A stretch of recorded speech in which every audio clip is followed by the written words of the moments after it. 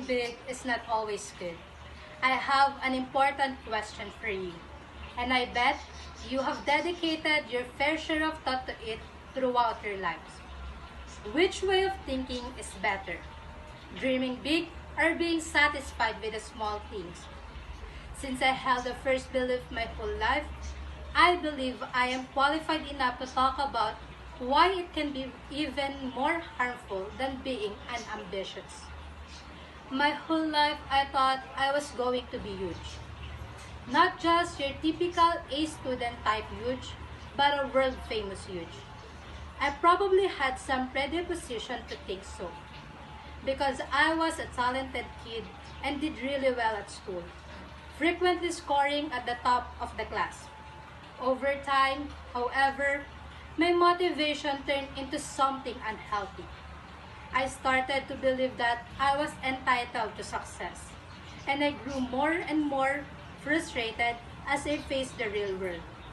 Well, the truth is, I didn't contact it a lot until going to university and leaving my hometown, where I had to live in a safe bubble believing that success in the big city is waiting for me to come. The first ominous sign came when I didn't get a perfect score in the entrance exam. I still scored very well, 195 out of 200, and got to the university. But I wasn't the first anymore, which seems pretty logical now. There were thousands and thousands of kids applying to the same university. But back then, I felt that I am missing something. I couldn't enjoy my triumph because I didn't get the perfect score. The pitfall, however, came almost 3 years later when I first got a B on a history exam, a subject I absolutely hate. Then I started to feel like a failure. Now, you are probably wondering, what does it have to do with dreaming big? Here's my answer. I always dream big, and this made me overlook small successes and feel entitled for admiration and victory. I believe you can guess what happened next. I grew more and more frustrated as I realized that you had to work, and more often, work hard to achieve what you wanted.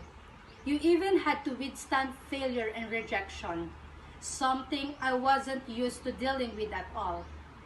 The only opinion I had about failure is that they diminish my previous accomplishments and my value as a person, and that successful people never fail and never have to deal with the pain of rejection. Dreaming big is good, as it helps a person set far-reaching goals and do bold things. But it can only work if a person has a healthy relationship with failures, tryouts, and taking tiny steps. The success that seemingly come overnight takes years to achieve. But no one wants to mention those years. They are boring time of exhausting, routine, and continuous hard work. Sounds bad enough for a movie, right? Don't teach anyone just to dream big. Teach them to dream big while taking small steps. This is always better than staying in one place and wishing to be teleported to the valley of success. Thank you.